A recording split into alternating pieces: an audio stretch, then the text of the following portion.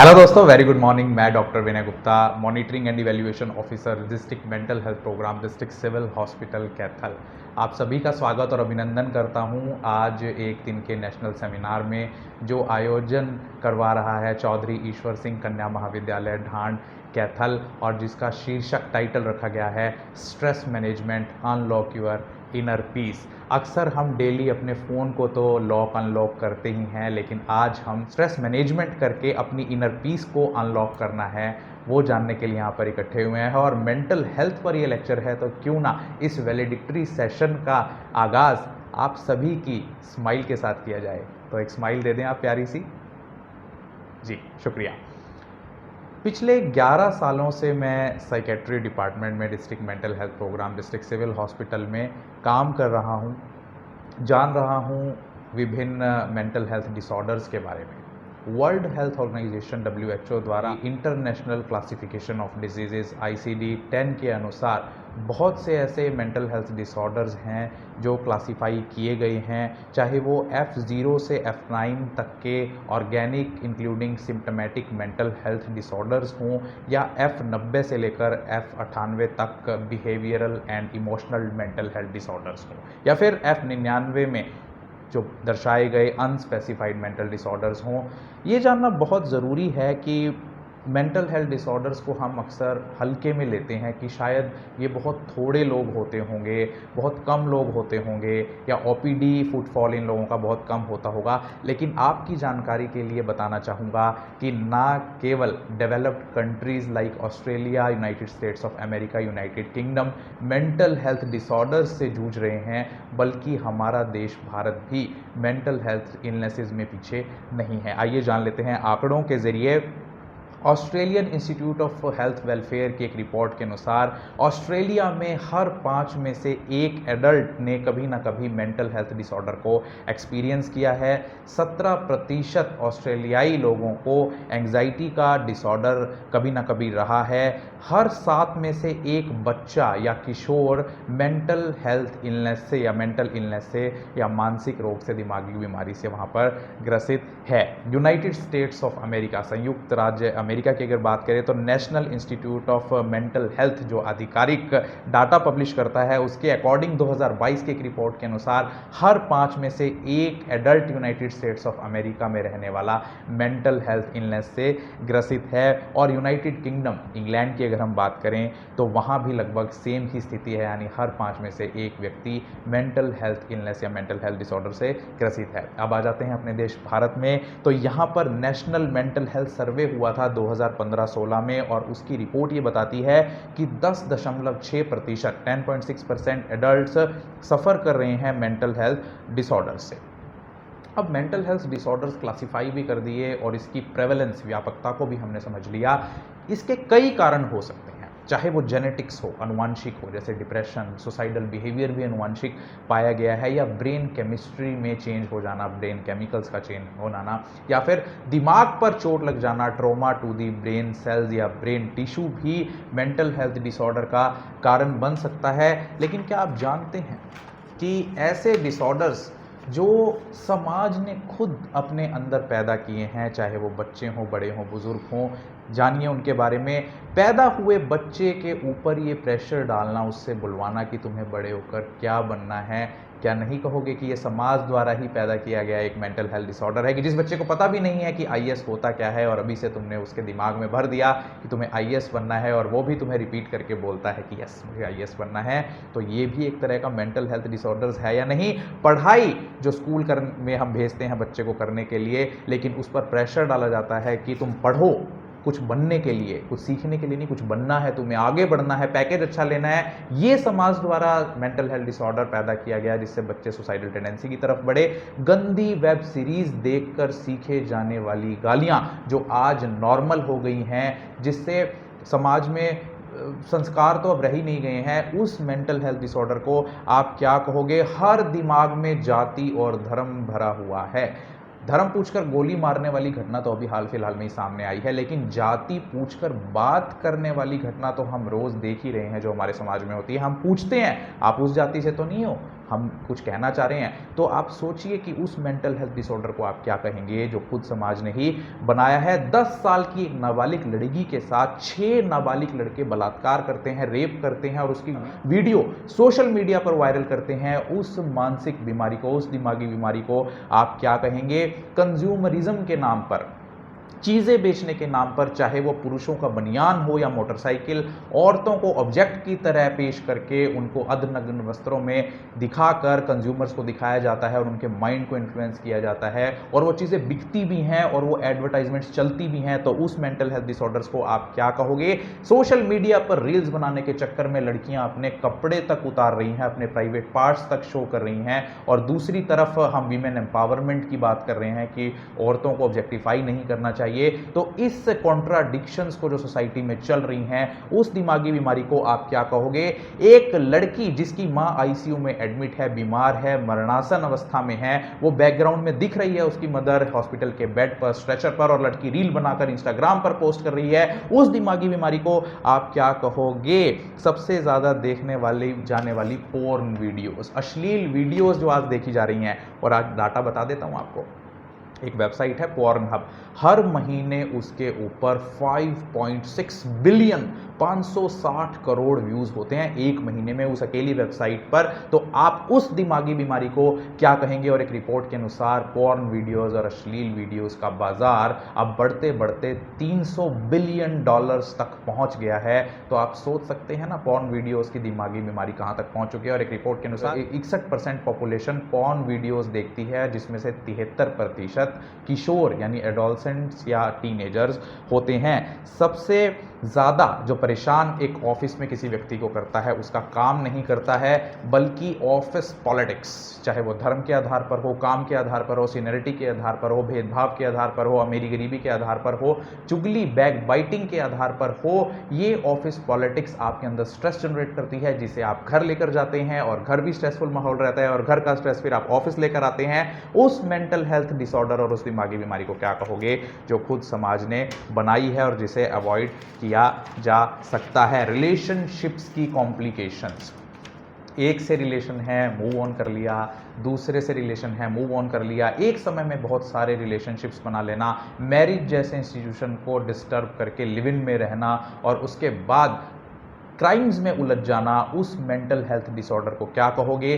Pre marital extra marital affairs के बारे में तुम क्या कहोगे? बेटी 18 साल की हो गई, बेटा 21 साल का हो गया, वोटिंग का अधिकार है, उसे अपना जीवन साथी अच्छा बुरा सोचने चुनने का अधिकार है, लेकिन फिर भी उसे अपनी मर्जी से शादी नहीं की जाने देती, जिस वजह से वो किसी का प्रेमी और किसी की प्रेमिका बनकर रह जाते हैं, शादी कहीं और हो जाती है और उसके बाद वो पूरी लाइफ डिप्रेशन में रहते हैं और क्राइम्स में उलझ जाते हैं। और उसके बाद फिर यही समाज कहता है कि ऐसा इन्होंने क्यों किया, क्या ये एक्सेप्टेबल है? तो इस दिमागी बीमारी के बारे में आप क्या कहेंगे? सारे लोग मोबाइल में घुसे हुए हैं, एक दूसरे की चुटकुले या कर्तव्य भरे वीडियोस देखने में व्यस्त हैं। और आपकी जानकारी के लिए बता दूं कि एक वीडियो का वॉच टाइम देख रहा था मैं, वॉच टाइम होता है कि एक वीडियो को कितनी बार इंटरनेट पर कितने टाइम के लिए देखा गया, तो मिलियंस उसके व्यूज थे, लेकिन वॉच टाइम था 30 साल का। यानी समाज ने उस एक भद्दी अश्लील वीडियो को देखने के लिए अपने 30 साल गुजार दिए,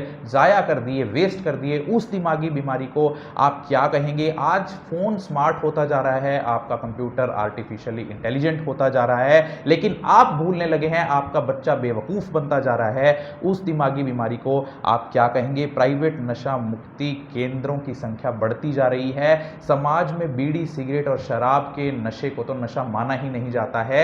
उस दिमागी बीमारी को आप क्या कहेंगे? फोन उठाया टाइम देखने के लिए, लेकिन चेक कर रहे हो व्हाट्सएप, इंस्टाग्राम, फेसबुक या सोशल नेटवर्किंग वेबसाइट्स। उस दिमागी बीमारी को आप क्या कहोगे? फोन उठाया किसी को मिलाने को, लेकिन भूल गए किसको फोन करना है, नाम किस नाम से स्टोर है उस व्यक्ति का। क्या कहोगे उस दिमागी बीमारी को?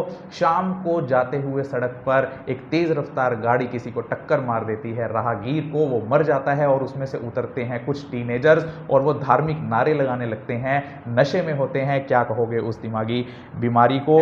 4 बच्चों की मां जब कई वर्षों के बाद अपने बच्चों को छोड़कर किसी और के साथ संबंध बनाती है और 4 बच्चों को छोड़कर भाग जाती है, क्या कहोगे उस दिमागी बीमारी को? और समाज कहने लगा है कि अब शादी में 8वां वचन होगा कि मैं फेसबुक, व्हाट्सएप और इंस्टाग्राम से ज़्यादा समय तुम्हें दूंगा। तो क्या कहोगे तुम ऐसी दिमागी बीमारी को?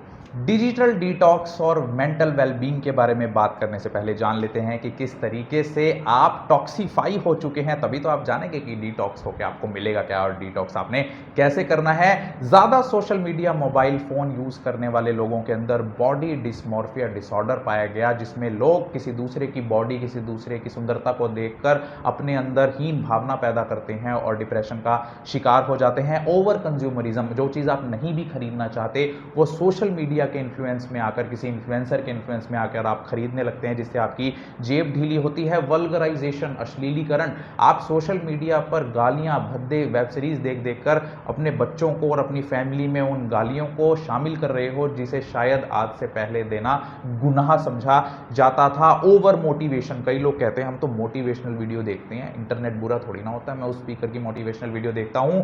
ओवर मोटिवेशन भी आपके अंदर बर्नआउट का कारण बनता है। सेल्फ सैबोटेज, आप खुद को दब्बू महसूस करने लगते हैं। एंग्जाइटी, घबराहट, परफेक्शनिज्म की मुझे हर चीज परफेक्शन से करनी है और डिक्रीज्ड परफॉर्मेंस आपकी हो जाती है।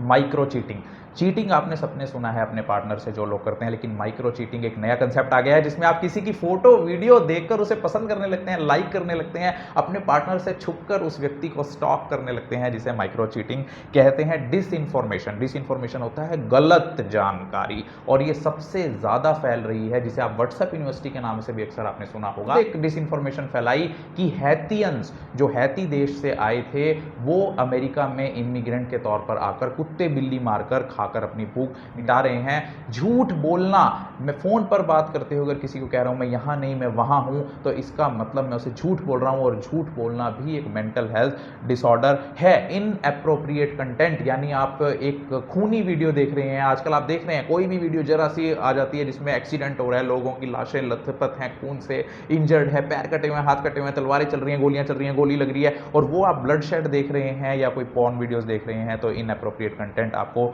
परोसा जा रहा है। No read, no write, no skills. आपको जानकर हैरानी होगी कि आज जो सबसे ज्यादा यो करके घूमने वाली जेन जी है, जो कहती है कि हम अपनी मस्ती में मस्त हैं, सबसे ज़्यादा बेकार जनरेशन जेन जी को अब तक की माना गया है, जिसके पास ना तो राइटिंग स्किल्स हैं, ना रीडिंग स्किल्स हैं, और ना ही उनके पास किसी और तरह की वोकेशनल स्किल्स वो डेवलप कर रहे हैं। नो सेटिस्फैक्शन फ्रॉम लाइफ, जो लोग ज़्यादा सोशल मीडिया का यूज़ करते हैं, फेसबुक, व्हाट्सएप, इंस्टाग्राम, स्नैपचैट का, उनके अंदर सेटिस्फैक्शन लाइफ से ख़त्म हो जाती है। आप देखिए आज जेन जी, जो आज की जनरेशन है, वो अपनी लाइफ से अनसेटिस्फाइड है। मेरी जॉब ठीक नहीं है, मेरी सैलरी ठीक नहीं है, मेरे पास कपड़े अच्छे नहीं है, मेरा घर अच्छा नहीं है, मेरे पास बाइक अच्छी है, मेरे पास गाड़ी अच्छी नहीं है, तो ये सेटिस्फैक्शन आपकी कम होती जा रही है।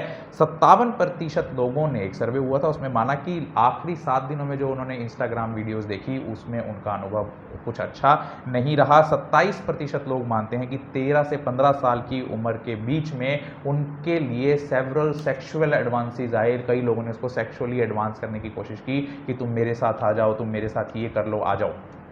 सोशल मीडिया का हमारे ब्रेन पर और हमारी बॉडी पर व्यापक असर पड़ रहा है, जिसे हम देख नहीं पा रहे हैं, चाहकर भी देख नहीं पा रहे हैं, क्योंकि हम अंधे हो गए हैं। अपना ही कंटेंट बार बार पोस्ट करके या एक बार पोस्ट करके उसके लाइक्स चेक करना, रीट्वीट करना, शेयर करना, और उससे हमें जो सेटिस्फैक्शन मिलती है, डोपामीन लूप में आप फंसते जा रहे हैं। दूसरों का कंटेंट आप देख देख कर उछल कूद करते हुए, चुटकुले सुनाते हुए, रील्स देखते हुए आप जो शेयर कर रहे हैं बार बार रील, आपको कंटेंट याद नहीं है पिछला क्या देखा, लेकिन अब बस करे जा रहे हैं, आप उस डोपामीन लूप में उलझे हुए हैं। न्यूरोप्लास्टिसिटी, आपके जो 10,000 करोड़ न्यूरॉन्स पैदा होते आपके ब्रेन में थे, जो बड़े होते होते वो कई हज़ार करोड़ न्यूरॉन्स रह जाते हैं। उन न्यूरॉन्स के अंदर जो ग्लियल सेल्स होते हैं उनके साथ मिलके जो प्लास्टिसिटी बनती है, वो न्यूरोप्लास्टिसिटी आपके न्यूरॉन्स की ख़त्म होती जा रही है इस सोशल मीडिया के चलते, जिससे आपकी सोचने और समझने की शक्ति पर असर पड़ रहा है। हाई डोपामिन लेवल सेट हो गया है, यानी अब आपको आम जोक्स पर हंसी नहीं आती जब तक उसके अंदर कोई डबल मीनिंग बात ना हो। आप देखिए ज़रा अखबार का वो आखिरी पन्ना जिस पे कभी चुटकुले पढ़कर आपके चेहरे पर मुस्कान आ जाया करती थी, हंसी आ जाया करती थी, आज जब तक उसके अंदर कोई डबल मीनिंग बात ना हो आप कहोगे वाह ये तो पीजे है, पुराना जोक है।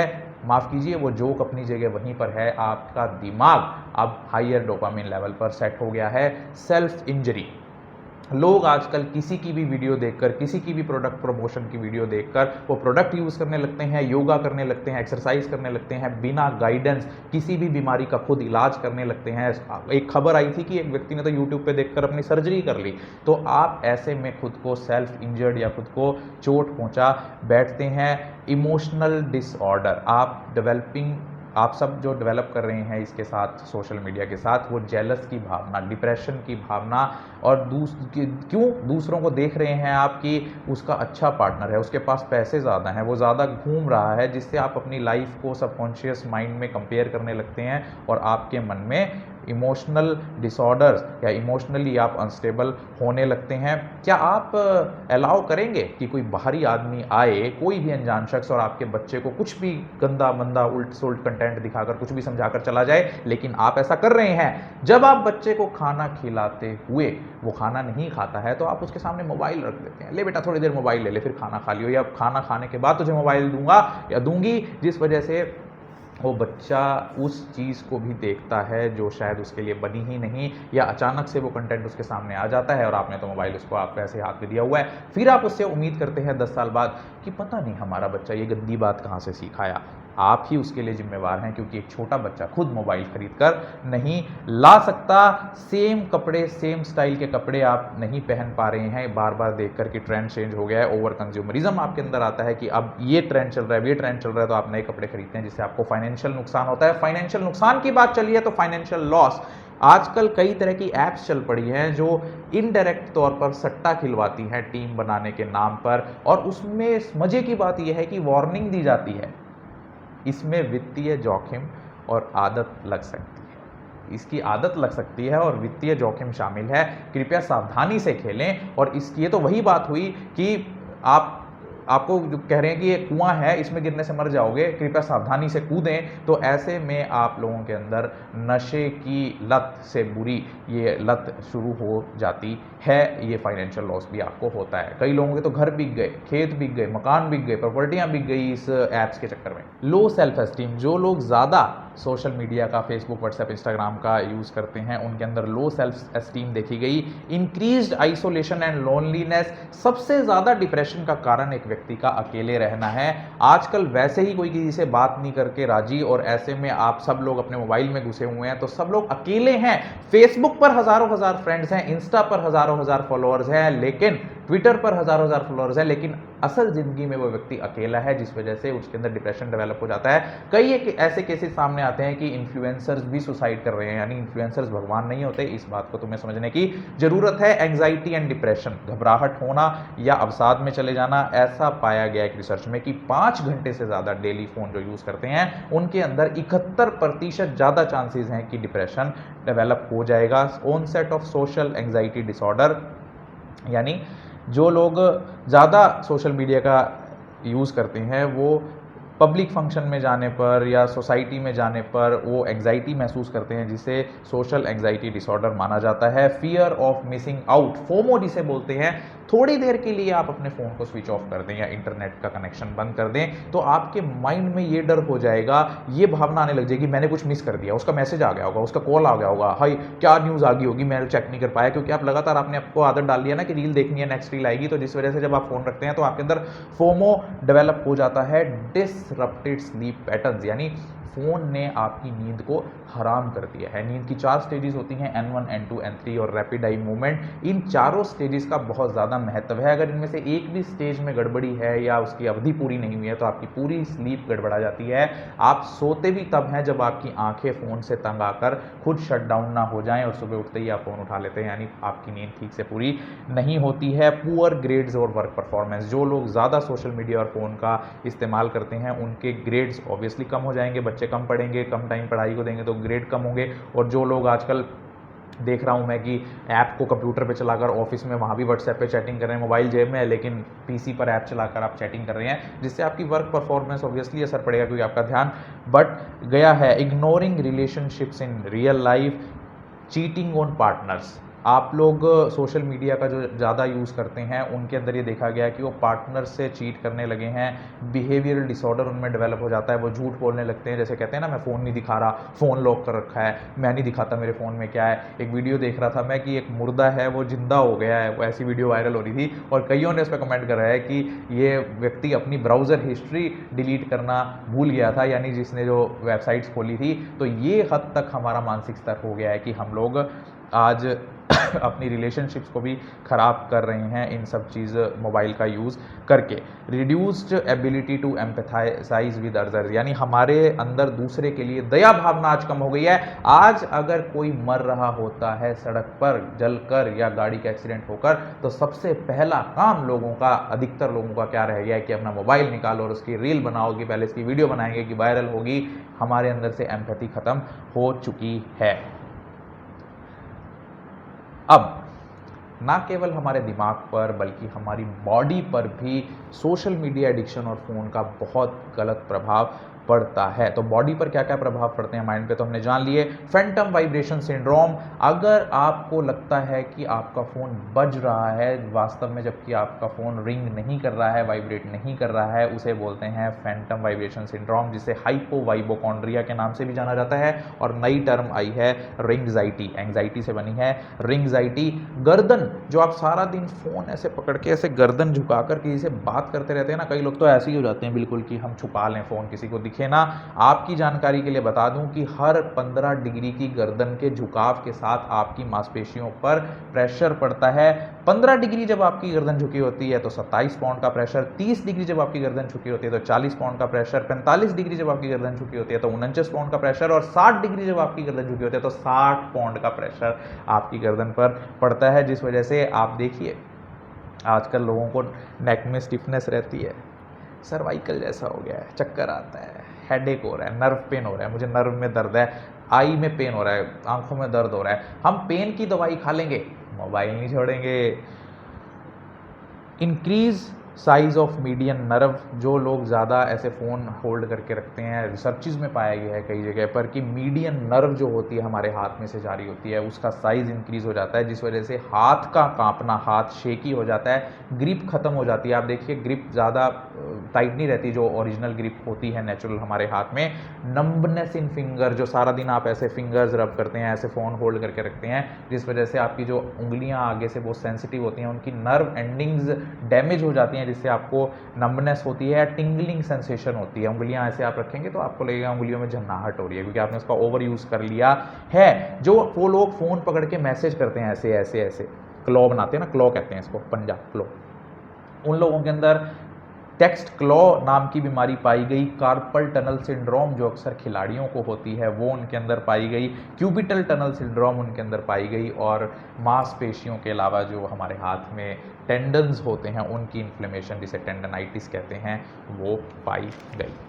सुबह उठते ही हाथों के अंदर स्टिफनेस होना, क्रैम्पिंग होना, यानी ऐसा अकड़ाव महसूस होना या टिंगलिंग होना फिंगर्स के अंदर सुबह उठते ही, ये भी कई लोगों में देखा गया है। आई डैमेज, ना केवल आपकी आंखों का लेंस खराब होता है, दूर देखने की शक्ति आपकी ख़त्म होती है ज़्यादा फ़ोन पास से यूज़ करने से, बल्कि आपका रेटिना भी डैमेज हो जाता है क्योंकि जो फ़ोन की लाइट होती है वो बड़ी ब्राइट होती है और आपका जो रेटिना है वो ब्लीचिंग स्टेज में ही रह जाता है, जिस वजह से आपकी आई डल हो जाती है या कहें कि आई डैमेज हो जाती है और उसकी वजह से रेटिना डैमेज होने की वजह से आपके माइंड को सिग्नल भी नहीं पहुंच पाता है कि अब अंधेरा हो गया है, सो जाओ, क्योंकि मोबाइल की लाइट आपके दिमाग को सोने नहीं देती, जिस वजह से आपकी नींद खराब हो जाती है। साइबर बुलिंग, आजकल आप देख रहे हैं कि कोई भी आप वीडियो डालिए उस पर अच्छे कमेंट्स, बुरे कमेंट्स करने वाले भी लोग हैं। कई लोग आपको धमकियां ही देने लगते हैं, ये वीडियो डाल कैसे दी, एक लड़की कोई अपनी वीडियो डाल दे, हटा इसको, गंदे गंदे कमेंट्स करें, गालियां देंगे, उसको मार देंगे तुझे। कई लोगों, कई जगह तो मारा भी गया है,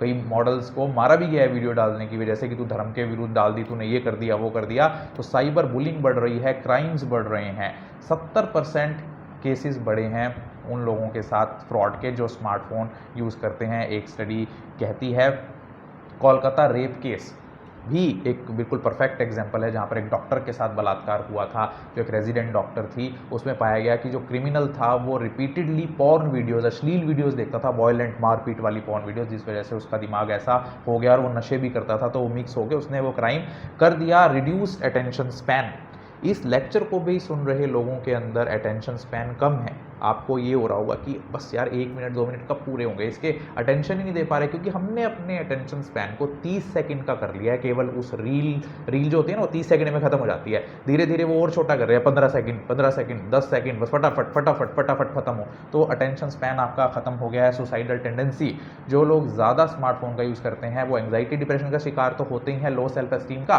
और ये तीनों चीज़ मिलकर किसी व्यक्ति को सुसाइड की तरफ या आत्महत्या की तरफ ले जाते हैं। हियरिंग प्रॉब्लम्स, लोग कानों में लीड लगाकर तेज़ आवाज़ में गाने सुनते हैं बीट्स वाले, जिस वजह से उनके कानों को नुकसान हो रहा है और उनके अंदर एंग्जाइटी, ज़्यादा तेज़ आवाज़ बीट्स वाली सुनते हैं तो आपके अंदर एंग्जाइटी डेवलप होती है, या आपके ईयर ड्रम टिम्पैनिक मेम्ब्रेन को भी डैमेज हो सकता है। इनएप्रोप्रिएट कंटेंट, मैंने आपको पहले ही बताया था कि पोर्नोग्राफी देखकर या और चीज़ें देखकर आप लोग ड्रिंकिंग हैबिट्स में चले जाते हैं, अलग मलग गलत मलत रिलेशनशिप्स बनाने लगते हैं और आप धकेल दिए जाते हैं ऐसी चीज़ों में जो आप नहीं करना चाहते। दावे के साथ कह रहा हूँ, एक टिकटॉक इन्फ्लुएंसर थी, इंस्टाग्राम भी इन्फ्लुएंसर थी, वो टिकटॉक पर भी थी, उसने कई लड़कियों को प्रोस्टिट्यूशन में धकेल दिया, उनको ऐसा इन्फ्लुएंस किया। अब इन्फ्लुएंसर है तो जो लोग इन्फ्लुएंसर्स को भगवान मानते हैं कि इसके 10 मिलियन फॉलोअर्स हैं, इसके 50 मिलियन फॉलोअर्स हैं, तो जो ये कह दे वो सही, ना खाता ना बही, जो ये कह दे वो सही, ये मान लेती हैं। तो उस लड़की ने कई लड़कियों को प्रोस्टिट्यूशन में धकेल दिया। ब्रेन ट्यूमर, कई स्टडीज़ में पाया गया है कि रेडियो फ्रिक्वेंसी जो मोबाइल से निकलती है, जो तरंगे, जिससे आपका मोबाइल हीटअप भी हो जाता है, तो आपके टिश्यू भी हीटअप हो जाते हैं। मान लीजिए आप फ़ोन को ज़्यादा देर तक यहाँ पर बात करेंगे लगाकर, तो रेडियो फ्रिक्वेंसी जब टिश्यू के साथ इंटरेक्ट करती है तो उससे हीट जनरेट होती है, तो कई केसेस में पाया गया कि ब्रेन ट्यूमर डेवलप हो गया। इरिटेशन, एग्रेशन और एंगर, आज हर व्यक्ति आपको चिड़चिड़ा मिलेगा, आज हर व्यक्ति आपको गुस्से में मिलेगा, आज हर व्यक्ति बिल्कुल आपा खोने के लिए तैयार बैठा है। ये भी सोशल मीडिया और स्मार्टफोन ज़्यादा यूज़ करने का ही नतीजा है। क्रिएटिविटी पर असर, हमारे ब्रेन का जो फ्रंटल लोब है, फ्रंटल कॉर्टेक्स है, वो क्रिएटिविटी के लिए बनाया गया है, लेकिन अगर उसका ज़्यादा यूज़ ना किया जाए तो वो डल हो जाता है, वो काम करना बंद कर देता है। जैसे आज वो डेवलप ही नहीं होता। जैसे आज हमें कोई काम दे दिया जाए कि आज आपने पेंटिंग बनानी है, ये चीज़ सर्च करनी है, आज डिक्शनरी में ये वर्ड ढूंढना है, तो आप डिक्शनरी नहीं खोलेंगे, आप सीधा गूगल करेंगे, आप सीधा इंटरनेट खोलेंगे, आप सीधा एआई से पूछेंगे। हाँ भी पूछता हूँ, मैं एआई यूज़ करता हूँ, एआई है। तो उस एआई ने आपको बिल्कुल निकम्मा बना दिया है। और एआई पे एक बात कहना चाहूँगा कि आर्टिफिशियल इंटेलिजेंस है वो, और वो नाम भी गलत दे रखा है, वो आर्टिफिशियल लिमिटेड इंटेलिजेंस है, लिमिट में ही सोच सकती है। उस 400 करोड़ साल पुराने ब्रेन की इंटेलिजेंस से कभी एआई मुकाबला नहीं कर सकता। आज तक हमारे ही दिमाग को समझना इतना मुश्किल है, तो कैसे हम आर्टिफिशियल इंटेलिजेंस डेवलप कर सकते हैं। एक्सीडेंट्स ऑन रोड, ज़्यादा सोशल मीडिया और मोबाइल फ़ोन यूज़ करने वाले लोग अक्सर एक्सीडेंट्स का शिकार होते हैं, क्योंकि जब वो कार चलाते हैं मोबाइल यूज़ करते हुए या बाइक चलाते हैं तो वो गिरते हैं, वो उनको चोट लगती है, मर भी सकते हैं या फिजिकली हैंडीकैप हो सकते हैं। उसके अलावा myofascial pain syndrome, fibromyalgia, thoracic outlet syndrome, tendinitis of upper extremities, de Quervain syndrome, digital dementia. Digital dementia होता है ज़्यादा फ़ोन यूज़ करने की वजह से अब आप चीज़ें भूलने लगे हैं। अब आपको 1 किलो चीनी भी घर लेकर जानी है शाम को ऑफिस से जाते हुए, तो आप उसे अपने मोबाइल में फीड करके रखते हैं, खुद को व्हाट्सएप का मैसेज भेज कर रखते हैं कि हाँ मेरे को याद रहेगा, मैं जाते हुए ना ये चेक कर लूँगा। ऐसा दिन ना आ जाए कि किसी दिन आपको मोबाइल फ़ोन चेक करना है, ये भी कहीं आपको लिख के रखना पड़े, आप गजनी ना बन जाएं। क्योंकि हम अपने दिमाग का इस्तेमाल कम करने लगे हैं। ओबेसिटी, जो लोग सोशल मीडिया मोबाइल फ़ोन का ज़्यादा यूज़ करते हैं, ऑब्वियस सी बात है, अब बच्चे खेलते कम हैं, अब लोग बाहर कम जाते हैं, आउटिंग पे नहीं जाते, वॉकिंग पे नहीं जाते, सुबह उठे रील चला रहा हूँ, उसकी रील देख ली, उसको देख लिया, घर में ही देख लेता हूँ मैं। देखने से एक्सरसाइज नहीं होती, करने से होती है। तो ज़्यादा मोबाइल फ़ोन और सोशल मीडिया चलाने वाले लोगों के अंदर ओबेसिटी देखी गई है। हाइपरटेंशन, बीपी का बढ़ना भी सोशल मीडिया और फ़ोन को किसी हद तक जिम्मेदार ठहराया जा सकता है, क्योंकि एक research European heart journal bye European society of cardiology के अनुसार जो लोग हफ्ते में 30 मिनट से ज़्यादा फ़ोन पर सिर्फ बात करते हैं, उनके अंदर 12% ज़्यादा चांसेस होते हैं कि उनके अंदर हाई ब्लड प्रेशर की समस्या डेवलप हो जाए। बोर तो नहीं हो रहे? ऑब्वियसली नहीं हो रहे होगे। अब जान लेते हैं अपने असली टॉपिक को कि how to detoxify yourself for a positive mental well being. कैसे अपने मोबाइल से या सोशल मीडिया से या इंटरनेट की दुनिया से पीछा छुड़ाया जा सकता है किसी हद तक। कोशिश करने वालों की कभी हार नहीं होती, और ये बड़ी ही बदकिस्मती है कि हमें मोबाइल छोड़ने की कोशिश करनी पड़ रही है। जो आदत हमने खुद डाली है और जिसे हम खुद साथ लेकर चलते हैं, जिसके हम पैसे भी दे रहे हैं कंपनी वालों को, और अब हम कह रहे हैं कि हमें मोबाइल छोड़ना है। तो हमारे ह्यूमन बींग्स का ये बिहेवियर कि एक बार एक चीज़ इन्वेंट कर लो और फिर उसके नुकसान गिनाओ, ये सबसे गलत बात है। आप पहले ही जुडिशली चलो ना कि आपने क्या प्लान करना है। कंपनी वाले मुनाफाखोरी के चक्कर में आपको चीज़ें बेच देते हैं, आप ही के ऊपर रिसर्च हो रही होती है कि आपके ऊपर क्या इफेक्ट पड़ रहा है जो उन्होंने चीज़ बनाई है ना? कितनी शर्म की और बेवकूफ़ाना बात। Stop using your mobile phone as alarm clock. अपने फ़ोन को टाइम देखने के लिए और अलार्म क्लॉक के तौर पर यूज़ मत करो, जिस वजह से आप फ़ोन उठाते हो, टाइम देखते नहीं हो, अलार्म बंद करके भी लगे रहते हो सोशल मीडिया चेक करने में, चल ये भी देख लेता हूँ, फेसबुक भी खोल लेता हूँ, जिस वजह से आप फ़ोन में उलझ के रह जाते हो कई घंटों तक। फ़ोन की स्क्रीन को ब्लैक एंड वाइट में चेंज कर दो, उसको नीरस बना दो, उसको कलरफुल रखो ही मत, जिस वजह से आपका माइंड खुद ही कहे यार क्या है इसमें, तो मज़ा नहीं आ रहा है, बंद करो इसको। टर्न ऑफ नोटिफिकेशंस, अपने फ़ोन की नोटिफिकेशंस को बंद कर दो, सिर्फ कॉल वाली एक्टिव रखो कि जिसमें आपको कॉल आए, किसी का पता लग जाए। वरना आपको कोई भी नोटिफिकेशन आती है ना, कोई ऐसी ऐप जो आपके मोबाइल में है जिसको आप यूज़ भी नहीं करते, उसका नोटिफिकेशन आ जाता है, फिर आप व्हाट्सएप, फेसबुक चेक करने लग जाते हो, स्नैपचैट चेक करने लग जाते हो। बी माइंडफुल, माइंडफुल होता है प्रेजेंट मोमेंट को देखना, जज करना कि आप क्या कर रहे हो। माइंडफुल रहो कि आप मोबाइल पर क्या कर रहे हो और क्यों कर रहे हो, जिस वजह से आप खुद ही समझ जाओगे कि हाँ मैं वैसे ही मोबाइल लेके बैठा हूँ, बेवकूफ़ हूँ मैं।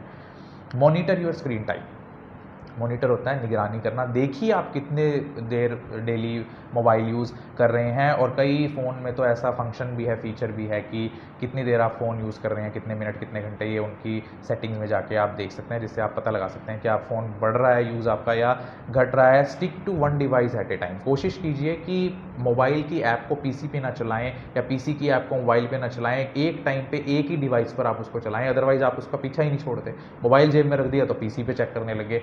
कोशिश करें कि मोबाइल से ऐप डिलीट करके पीसी पे ही चलाएं, क्योंकि पीसी आप सारी जगह कैरी नहीं कर सकते, जिससे आपका पीछा आसानी से छूट जाएगा। ब्लॉक आउट इंटरवल्स, अपना एक टाइम बनाएं कि आज मुझे दोपहर को 3 से 6 या 12 से 5 मोबाइल फ़ोन नहीं बिल्कुल भी यूज़ करना, चाहे कुछ भी हो जाए, जिससे आप लॉकआउट इंटरवल से अपने मोबाइल से पीछा छुटा सकते हैं। सोशल सिचुएशंस में नो फ़ोन, किसी शादी में जा रहे हो, किसी फंक्शन में जा रहे हो, फंक्शन तो आप एंजॉय करते नहीं हो, मोबाइल पे बस स्नैपचैट और फेसबुक ही खोलते रहते हो, क्योंकि बोलता तो है नहीं आपके साथ कोई, वो भी मोबाइल में घुसे हुए हैं, तो आप वो मोबाइल में घुस जाते हो। फिर वहाँ पे आप खाना लेके आते हो, खाना भी नहीं ठीक से खाते हो, खाने की भी पहले फ़ोटो खींचते हो, फिर आप मोबाइल पर डालते हो। तो सोशल सिचुएशंस में आप अवॉइड करें कि फंक्शंस में कि मोबाइल फ़ोन को ना लेकर जाएं। जागरण चल रहा है माता का, सारे लोग, वो जो भजन गाने वाला है वो जय माता दी कर रहा है और आप नीचे अपने फ़ोन पे, तो ये गलत है। Don't kill boredom with your phone, जब कभी भी बोर हो रहे हो तो फ़ोन को बोरडम या बोर होने का एक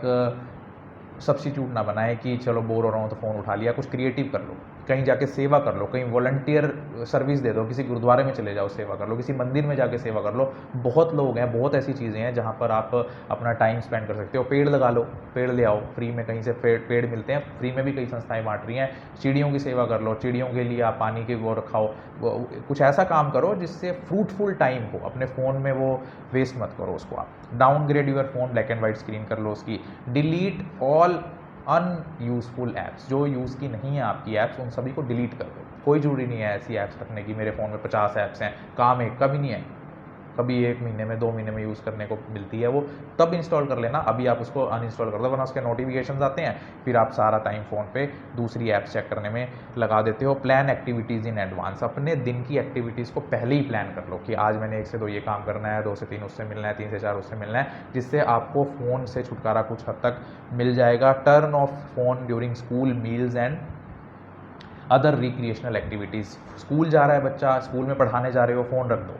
कई जगह पे तो स्कूल वैसे ही रखवा लेते हैं, कॉलेज वाले सबमिट करा लेते हैं, और उनको दिक्कत होने लगी, इरिटेशन होने लगी टीचर्स को, फ़ोन रखवाते हैं, हमारे फ़ोन रखवाते हैं। यार आप फ़ोन का करोगे क्या क्लास में? बच्चों को भी नहीं लाना चाहिए फ़ोन क्लास में, और टीचर्स को भी नहीं लाना चाहिए। It disturb the discipline and decorum of the school, और साथ में आपका माइंड भी ख़राब होता है। यूज़ पेपर मैप्स, आजकल हम कहीं भी जाते हैं, हम सब कुछ उस पर डिपेंड हो जाते हैं, फ़ोन पे। पैसे भी फ़ोन से ट्रांसफ़र हो रहे हैं, मैप भी फ़ोन पे देखा जा रहा है, मतलब फ़ोन ही हमारी ज़िंदगी है। हम लोग निठल्ले हैं, हम लोग कुछ नहीं करेंगे, हम लोग फ़ोन के भरोसे रहेंगे। तो कोशिश कीजिए कि आप उस जगह का रास्ता याद करके जाएँ, इससे आपका दिमाग भी तेज़ होगा, पूछ कर जाएँ, लोगों से इंटरेक्शन भी होगी, और फ़ोन से आपका छुटकारा मिल जाएगा। साथ में मैप्स को ड्रॉ कर लें, फिजिकल मैप्स ले लें, जिससे आप फ़ोन में टाइम स्पेंड ना करें। Take up new hobbies, music join कर लो यार, डांसिंग ज्वाइन कर लो, कुकिंग हॉबी परस्यू कर लो, पेट के साथ टाइम व्यतीत करना लग जाओ, तो जिससे आपका फ़ोन का छुटकारा हो जाएगा। एक्सरसाइज डेली 30 से 40 मिनट आप एक्सरसाइज ज़रूर करें, और एक्सरसाइज का मतलब यही नहीं है कि जिम में जाके लोहा तोड़ना है। वॉक कर लो, रनिंग कर लो, जॉगिंग कर लो, एरोबिक्स कर लो, योगा कर लो, उससे भी आप अपने फ़ोन से छुटकारा पा सकते हो। Make to meet new friends and family in person, कोशिश करो कि फ़ोन पे चैटिंग, फ़ोन पर वीडियो कॉल करने की बजाय उससे पर्सनली जाकर मिलो, अच्छा भी लगेगा, और साथ में आपका टाइम भी अच्छा स्पेंड होगा, और आपको फ़ोन से भी छुटकारा मिलेगा। Unsubscribe from websites, mails and apps, हर जगह पर अपना मोबाइल नंबर डाल देते हो, मेल आईडी डाल देते हो, वो मेल और नंबर पर आपको फिर नोटिफिकेशंस भेजते हैं, आज हमारा ये ऑफ़र आ गया, आज 50% ऑफ है, चाहे आपने वो चीज़ खरीदनी भी ना हो, चाहे वो ऑफ़र दे भी ना रहे हो, लेकिन उनको मतलब है कि एक क्लिक में सबके पास चला जाता है। तो उन जगहों से अनसब्सक्राइब कर लो जो बार बार आपको नोटिफिकेशंस भेज रहे हैं। फ़ोटोग्राफी करो, फ़ोटो खींचो, लेकिन कहीं पोस्ट ना करो। फ़ोटोग्राफी करनी बहुत अच्छी बात है, लेकिन फिर आप पोस्ट करोगे, फिर आप उसको बार बार चेक करोगे, फिर फ़ोन उठाओगे। लिसन टू रेडियो, आजकल लोग कहते हैं हम सॉन्ग सुनते हैं, रेडियो का ज़माना सबसे बढ़िया था, कोई दिक्कत नहीं, अपना बिना पैसे के अपना रेडियो खरीदा, चल रहा है, अपना उसको सुन रहे हैं, और अच्छा भी लगता था। वो ऐसा लगता था कि आज हम अपनी मर्ज़ी से कोई भी सॉन्ग उठाकर सुन लेते हैं, तो वो अब शौक़ रहा भी नहीं है म्यूज़िक का लोगों के अंदर। पहले लगता था कि अब कौन सा गाना आएगा, अब कौन सा आएगा, एक चाव होता था म्यूज़िक सुनने का। अटेंड लाइव परफॉर्मेंसेस, जहाँ तक हो सके, कोई आपको परफॉर्मेंस देखनी है, हम क्या कहते हैं जागरण चल रहा है वहाँ पे, कोई नहीं, मैं यूट्यूब पे देख लूँगा, लाइव आ रहा होगा, कोई बात नहीं, फेसबुक पे तो लाइव आ रहा होगा, वहाँ जाके देख लो ना यार। तो फिर सारी चीज़ें फिर घर बैठ के करनी है, फिर वो पागल हैं वो जो कर रहे हैं। तो कोशिश करो, अगर जा सकते हो तो लाइव परफॉर्मेंसेस अटेंड करो। बस में जा रहे हो, कार में जा रहे हो, ड्राइवर सीट से अलग बैठे हो, तो सारा टाइम मोबाइल में मत घुसे रहो। 6 घंटे का सफ़र है, खिड़की से बाहर झाँक कर देख लो, बराबर वाले से बात कर लो, कुछ और म्यूज़िक सुन लो, लेकिन फ़ोन में मत लगे रहो। खिड़की के बाहर भी बहुत कुछ है दुनिया में जो आप देख सकते हो, जिससे आपका माइंड भी रिलैक्स होगा। जॉइन क्लब्स, मेंबरशिप्स, अच्छे क्लब्स ज्वाइन करो, मेंबरशिप्स ले लो, जहाँ पर तुम जाकर टाइम स्पेंड भी कर सकते हो और अच्छा कुछ लोगों से इंटरेक्शन भी होगा। विजिट लोकल मार्केट्स, ये सबसे अच्छा तरीका है। अगर आपके पास कोई क्लब नहीं है जाने को, कोई आपको नहीं लाइक कर रहा, चलो भाई मेरे को तो क्लब ही नहीं कोई ज्वाइन कराता, मैं कोई पसंद ही नहीं है, मेरी तो किसी से नहीं बनती, मार्केट तो जा सकते हो। डेली यार एक चक्कर 1 घंटे के लिए मार्केट का लगाया हो, आपका माइंड वैसे ही फ्रेश हो जाएगा, लोगों को देखोगे, चहल पहल देखोगे, it is a very good idea. Volunteer service, गुरुद्वारे में चले जाओ, मंदिर में चले जाओ, सेवा करने लग जाओ यार, सेवा करने वालों की हर जगह ज़रूरत है। तो किसी अवेयरनेस प्रोग्राम से जुड़ जाओ, कोई संस्था से जुड़ जाओ, तो इससे आपका टाइम स्पेंड अच्छा होगा। Look up and star gauge, तारों को देखो, रात में जब बिल्कुल साफ आसमान हो, तारों की तरफ नज़र घुमा कर देखना। कितने दिन हो गए तुम्हें तारों को देखे या चांद को देखे, देखना जाके, तुम्हें माइंड में पीस भी मिलेगी और आई साइट भी अच्छी होती है। एक रिसर्च कहती है जब हम दूर के डिस्टेंट तारे को देखते हैं बहुत ध्यान लगाकर, तो हमारे आई मसल्स बिल्कुल, जो लेंस होता है वो रिलैक्स हो जाता है, मसल्स रिलैक्स हो जाते हैं, दूर की नज़र बढ़ती है। तो ज़रा कोशिश करना, आज जाकर आप तारे अगर दिखें तो देख लेना, वरना आपको मोबाइल यूज़ करते करते दिन में तारे दिखेंगे। बर्ड वाचिंग, चिड़ियों के साथ समय बिताओ, कहीं चले जाओ जहाँ पर चिड़ियाँ चहक रही हों और उनको देखो, सुनो, तुम्हारे माइंड को बहुत शांति मिलेगी। बर्ड्स की जो चर्पिंग साउंड होती है वाकई बहुत शांति देने वाली होती है, और ये एक रिसर्च किया हुआ मेथड है माइंड को शांति देने का। फिजिकल बुक्स पढ़ो, बुक्स है ना, जैसे ये कागज़ है, मैं भी तो नोट पैड पे लेक्चर प्रिपेयर कर सकता था, लेकिन मैंने ये फिजिकल बुक पढ़ो, अच्छा है, आपकी आंखें भी नहीं कमज़ोर होंगी, आप कुछ मार्क भी कर सकते हो और अच्छी मेमोरीज बनेंगी, अच्छा माइंड भी उसमें लगेगा। तो फिजिकल बुक्स पढ़ो बजाय कि ई बुक्स पढ़ने का। वैसे तो हर व्यक्ति में अपनी अपनी समझ होती है, हर व्यक्ति पर कोई भी चीज़ अपनी अपनी तरीके से असर डालती है, लेकिन जो आज समाज में हो रहा है, क्राइम्स हो रहे हैं या कोई भी मेंटल हेल्थ इलनेसेस या डिसऑर्डर्स, ऐसे डिसऑर्डर्स भी जो शायद किताबों में भी आपको नहीं मिलेंगे, उनसे बचा जा सकता है। कोशिश करो, अंधे मत बनो, और केवल ये कहकर अपना नुकसान मत करो कि और लोग भी तो कर रहे हैं, और लोग भी तो मोबाइल चला रहे हैं।